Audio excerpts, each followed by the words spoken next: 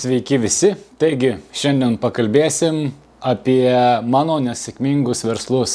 Važiuojam. Daug kartų esu bandęs daryti verslą ir kiekvieną kartą jisai buvo nesėkmingas. Pirmą kartą pabandžiau save kaip verslininko roliai. Aišku, neskaitant, kad nuo vaikystės dirbau ten kioske, dar kažkur, tai čia nebuvo verslas, čia buvo darbas. Pirmas mano bandymas buvo su statybom, kadangi pradėjau kažkaip domėtis tam statybom, plius tėvas statybininkas, tai nuo vaikystės esu statybų versle ir pabandžiau surinkti komandą, iš pradžių pats dariau, paskui atsirado dar daugiau užsakovų ir toliau. Ir žodžiu, pradėjau rinkti komandą, kadangi buvo labai daug užsakymų, labai geri pinigai buvo, nes aš užsiėmiau plytelių klijavimu. Ir žodžiu, pradėjau rinkti komandą, buvau pasikėlęs iki daryti, ne tai kad subrangovų, savo darbus davė Kausta. Tas tais laikais buvo beprotiškai didelis pasiekimas, bet mano visas verslas baigėsi tuo, kad mano naparnikai buvo mano draugai, tai užgėrė, tai net važiavo, tai su merga susipyko, tai dar kažkas, o baigėsi viskas tuo, kad pavogė, pasiėmė visus įrankius ir dingo, ir viskas, ir pasibaigė tuom visi verslai. Taigi tai buvo toks pirmas bandymas ir jis nepavyko. Antras bandymas buvo su pramogom, tai yra sudaryti sutartį su šaudyklom, su pramogom, su dar visokiais dalykais, su paintballais, visa kita, visam Vilniui ir visą tai pateikti per internetinį portalą. Sutarti geras kainas, nes buvo pažinčių ir daryti verslą iš to. Tiesiog su kompiuterio pagalba, tai buvo jau internetiniai laikai, čia gal 2007, 2008 metai, 2009 gal.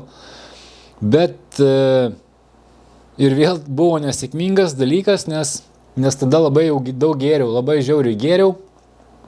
Ir būdavo susitariu nuvažiuoti, susitikti, bet užgeriu, tai dar kažkas, tai paskui baigėsi tuo, kad išvažiavau į Angliją ir taip ir pasibaigė. Taigi bandymas antras irgi buvo nesėkmingas.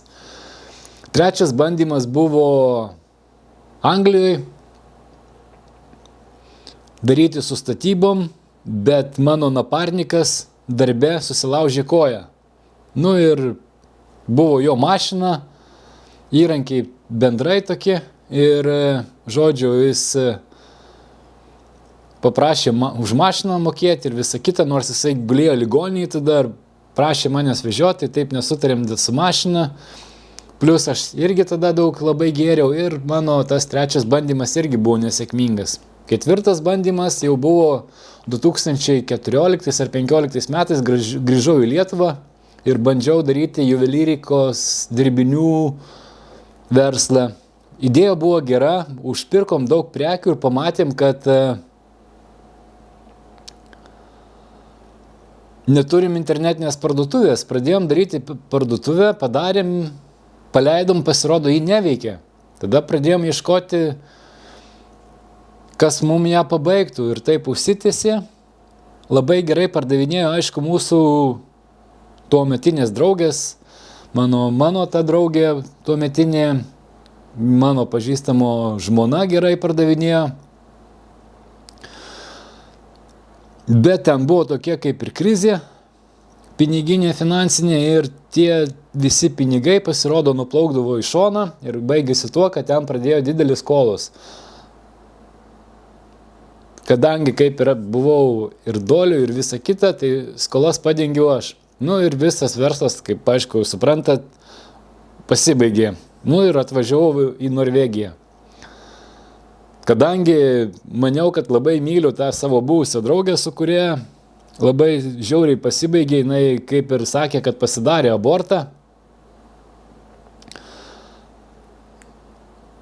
Nors labai norėjau aš iš tikrųjų vis laik vaikų, bent 3, bet jinai pasakė, kad jinai pasidarė abortą ir dingo ir buvo labai sunkiai, ten sunkus metas, aš labai gert pradėjau. Ir išvažiavau tada į Norvegiją. Atvažiavau į Norvegiją po tų visų įvykių, po tų visų abortų, po tų visų skyrybų. Buvo labai sunku morališkai ir aš daug laiko dar gėriau. Maniau, kad dar kažkaip ją myliu, atrodė, taip viskas gerai bus ir norėjau ją įrodyti, kad galiu kažką padaryti ir padariau juvelyrikos dirbinių parduotuvę, nors nelabai jų turėjau ir pavadinau jos vardu.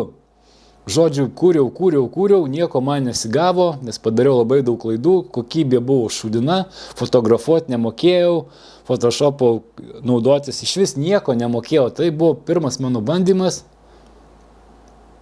Ir jis buvo nesėkmingas, nes realiai aš nemokėjau ir nežinau absoliučiai nieko. Net, man atrodo, mokėjimo sistema ten kažkokia buvo lempinė.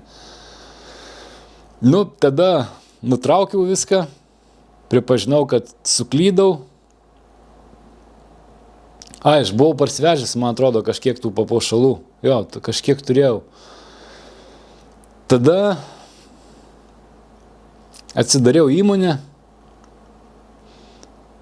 Prisipirkau fotoaparatų, prisipirkau kompiuterių, bandžiau mokintis, bet man ilgi metai ėjo, niekas nesisekė, nieko nepardavinėjau. Niekas nepavyko, tik prisipirkau, išleidau daug pinigų. Kompiuteriai paseno, aš taip ir labai gerai neįvaldžiau. Ir paskui sekė paskutinė tokia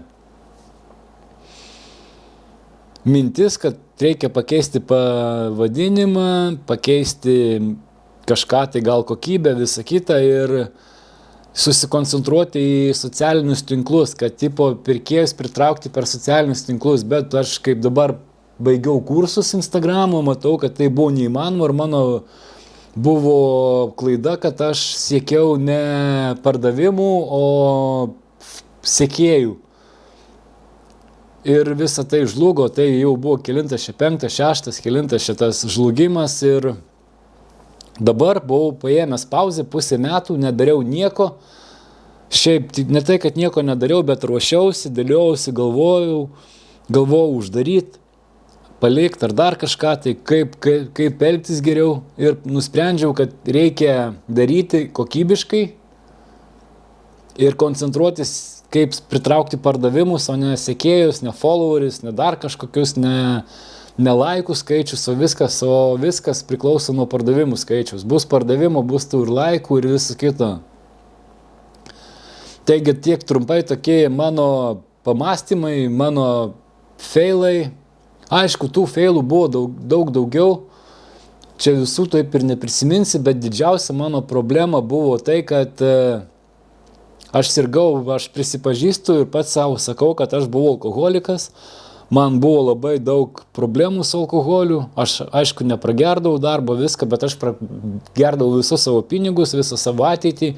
Buvo tokia stagnacija, kas savaitgalį ir visos savaitės dienos būdavo alkoholis ir pornografijos žiūrėjimas, dar visokios nesąmonės klubai, restoranai, mergos, visa kita. Tai nieko gero neatvedė ir visi tie dalykai turėjo žlugti, nes taip verslas nesidaro ir taip niekas nevyksta gyvenime. Taigi, tiek gal trumpai šiandien bandysiu įsišnekėti, įsikalbėti, pasakyti, kas netinka, kaip blogai, ko nereikia daryti, kas apskritai yra verslas ir tikiuosi iki greito susitikimo ir ačiū, kad peržiūrėjot. Iki.